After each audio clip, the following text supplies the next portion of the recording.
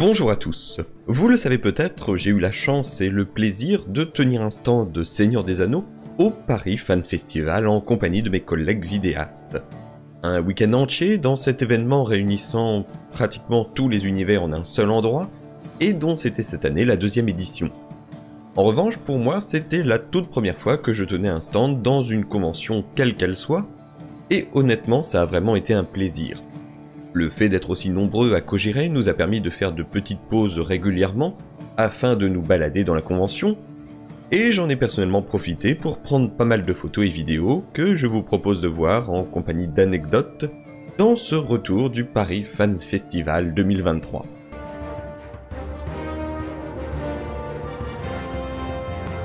Alors, je ne vais pas vous faire une vidéo style Papy vous montre les diapos de photos qu'il a pris des dizaines de cosplays exceptionnels qu'il a pu voir. Ça, vous pourrez le retrouver sur la chaîne secondaire avec le replay, le long replay même, du live de 3h30 consacré à cette convention. Mais avant tout, je voulais vraiment remercier tous ceux ayant pu se rendre sur le stand. Ça a été véritablement un plaisir d'échanger avec vous. C'était très agréable de discuter directement sans passer par des commentaires YouTube, Instagram ou Twitter. Et mine de rien, vous remerciez tous d'une manière générale. Que ce soit vous abonnés, vous qui regardez les vidéos, vous qui mettez un j'aime aux vidéos et vous qui les commentez. Puisque tout bêtement, sans vous, jamais je n'aurais pu avoir cette opportunité. Donc, du fond du cœur, merci à tous. Ce week-end a été une expérience extraordinaire et c'est grâce à vous. J'en profite aussi pour remercier les organisateurs du Paris Fan Festival qui ont fait un travail assez incroyable. Bon allez, arrêtons les discours larmoyants et commençons le récap de cette aventure. Pour refaire un petit historique, c'était la première fois que je revenais à Paris depuis une bonne vingtaine d'années, et lorsque je découvre une nouvelle ville, j'ai un peu tendance à mitrailler les photos. Ce que j'ai fait en arrivant le vendredi avec Elrohir en voiture, puis lors de la découverte de la convention et de notre magnifique stand. Et oui, c'était une vraie bonne surprise de se retrouver avec cette entrée de cul-de-sac en décor, une idée à mettre entièrement au crédit de l'organisation du Paris Fan Festival. Une super idée qui a intéressé bon nombre de visiteurs puisqu'ils avaient la possibilité de se prendre en photo devant ce trou de hobbit, en tenant même en main une épée ou deux que Galetorn avait ramené de son arsenal personnel. Pour vous faire un petit tour de notre fantastique stand Seigneur des Anneaux, et avant évidemment de vous parler des innombrables choses présentes sur le salon, nous avions de gauche à droite un fascicule sur la prononciation chez Tolkien, concocté par Arda, 2 ordinateurs en réseau local pour jouer en multi sur Bataille pour la Terre du Milieu, un endroit livre que les visiteurs pouvaient feuilleter, un coin peinture de figurines Warhammer, Seigneur des Anneaux, que Bulia de Mémoire pour la Terre du Milieu animait le samedi, et que j'avoue avoir honteusement exploité pour qu'il me peigne ma figurine d'aigle. Ça en fait toujours une de moins à peindre dans toutes celles que j'ai. Une table pour moitié jeu de rôle, formidablement animée par le maître de jeu Galetorn, et pour la seconde moitié occupée par des décors et figurines Warhammer Seigneur des Anneaux, où une petite partie avec des règles simplifiées était toujours possible, ainsi qu'une table jeu de société avec notamment un formidable jeu d'échecs Seigneur des Anneaux. Ah bah oui, ça reste un stand Seigneur des Anneaux après tout quand même, hein. Des quiz testant les connaissances des curieux ont été organisés par Pauline et Limbarrier le dimanche après-midi, avec des questions portant sur tout l'univers sauf la série. Vous imaginez que c'était pas ma décision, alors que Fosséa vous aviez prévu un bon petit lot de questions en rapport aux anneaux de pouvoir. Et bref. Tout ça en plus des bannières, figurines et armes que vous pouviez admirer. Pour vous dire qu'il y avait de quoi s'occuper sur notre stand. Plus que sur celui de The Witcher à côté de nous qui lui avait un meilleur emplacement. Alors ok, ils avaient énormément de cosplayers exceptionnels, des tables pour jouer au Gwent, et le dimanche Maul cosplay le matin, et un concert l'après-midi dont je vous ferai écouter la qualité plus tard dans la vidéo. Mais bon, globalement, le nôtre était un ch'touille au-dessus quand même. Car oui, le plaisir de se rencontrer en réel tous ensemble et le plaisir de vous voir vous n'enlève pas le fait qu'il y a eu quelques petites déceptions. Certaines de notre fait, notamment que nous aurions peut-être dû finalement tous être en costume, aurait été peut-être plus sympa. Que mes pulls en rapport à la série ne sont pas arrivés à temps et que je me suis retrouvé à me les congeler sur place en t-shirt, mais vraiment bien fort. Que le repas du midi n'était pas ce qu'il y avait de plus exceptionnel durant ce week-end, mais il était offert. Mais surtout, l'emplacement n'était pas spécialement à notre avantage dans la mesure où nous étions orientés vers l'extérieur et non vers l'intérieur et surtout vers l'allée principale. Après tout, cela n'enlève rien au fait que c'était une super expérience, qui a semble-t-il bien marché d'ailleurs puisque le Paris Fan Festival a fait le double d'entrées par rapport à sa précédente édition, avec plus de 27 000 visiteurs. Mais voilà, il y a une petite marge d'amélioration, en tout cas pour le stand Seigneur des Anneaux. Maintenant que tout cela est dit, passons à ce que l'on pouvait trouver d'autre là-bas, et il y avait beaucoup de choses. Je pourrais vous citer un à un tous les stands, mais bon, pour cela il vous suffit de regarder le plan, donc je vais plutôt vous parler des stands que j'ai pris en photo. Tout au long du week-end, il y a eu des conférences, des quiz et des questions-réponses, notamment pour les fans de Star Wars avec Timothy Zahn, l'écrivain ayant notamment créé le personnage du grand amiral Thrawn, monsieur dont j'ai d'ailleurs pu assister à la prise de photos en groupe avec l'équipe de la 501e Légion. Alors, tout ce que je vous montre ici sont uniquement les photos que j'ai prises moi-même, oui, d'où la qualité parfois très relative. Téléphone vieux. Château vieux. Bah oui, YouTube ça paye rien du tout et clairement pas assez pour changer de téléphone. Vous pourrez retrouver toutes les photos et vidéos qui vont suivre et d'autres sur mon Instagram et surtout tous les liens utiles que ce soit des cosplayers et des associations seront mis progressivement en description. Honnêtement, n'hésitez pas à les suivre, ce sont de vrais passionnés qui font un travail monstre et qui méritent d'être suivis. Et plutôt que de vous décrire le reste de tous les stands de cosplay spectateurs comme exposants, je vais à partir de là vous passer les différentes photos sur fond du concert The Witcher. Vous y trouverez dans l'ordre l'exposition Star Wars,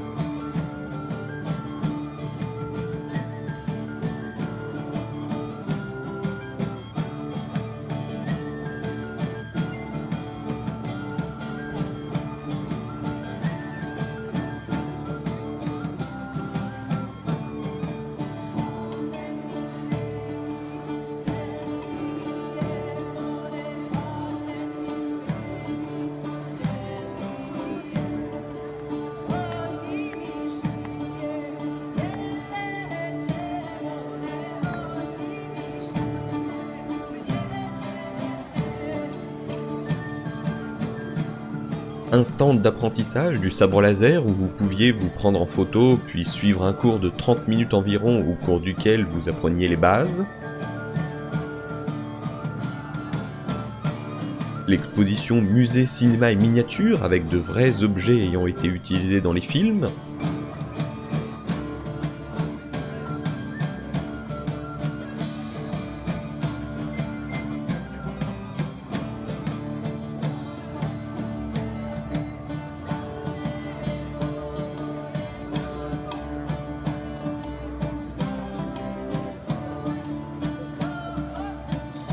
Un stand de mini-casques fait en résine à la machine 3D.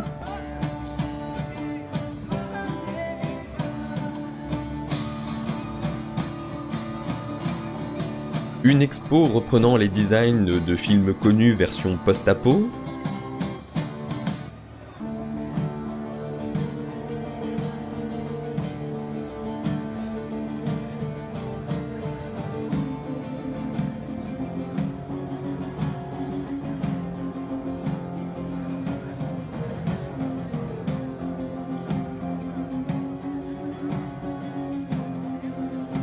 Un stand consacré à Stargate avec une porte des étoiles dont la console ici est celle utilisée dans la série, qui a été retapée par le monsieur. mais surtout dont les objets exposés que vous voyez ont été utilisés dans la série.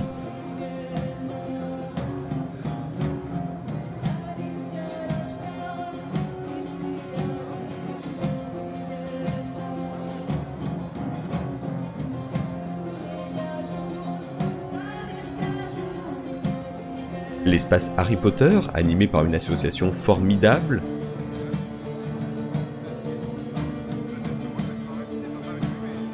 avec même la chance d'avoir à proximité la voiture de Monsieur Weasley apparue dans la Chambre des Secrets, le film, maintenant qu'il va y avoir une série,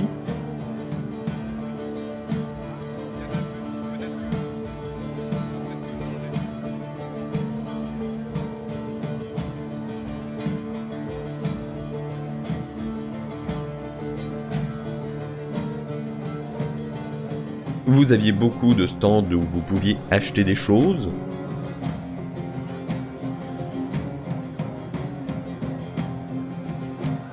Officiels, comme moins officiels, mais faits par des artisans. Mais aussi des vendeurs un peu plus... Bon voilà, des restes de la Japan Expo venant peut-être à l'origine d'AliExpress, avec des choses qui n'ont, je trouve, pas spécialement leur place dans une convention tout public. Et pourtant, j'ai joué à Genshin Impact, mais pas ce Genshin-là. Quand bien même une personne dont je tairai le nom a été vraiment, vraiment extrêmement dure, voire violente, avec les fans de Genshin en me jugeant au passage de jouer au jeu. Pardon, c'est... Donc d'y penser, ça me...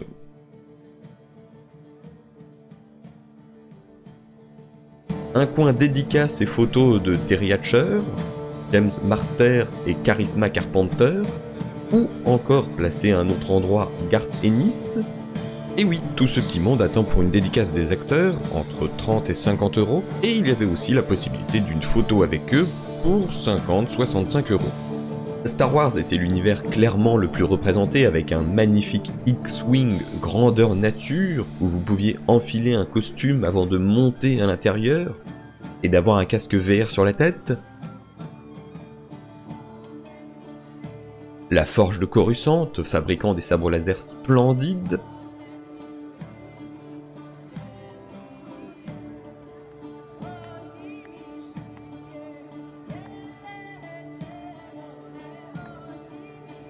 Et du coup, la 501e Légion, où j'avais pu avoir une discussion très agréable avec Starkiller, qui, à cheval entre discussion WoW, Mando et Postlogie, m'a parlé des secrets de fabrication de son costume. Suivez-le sur Insta ou Facebook, il le mérite.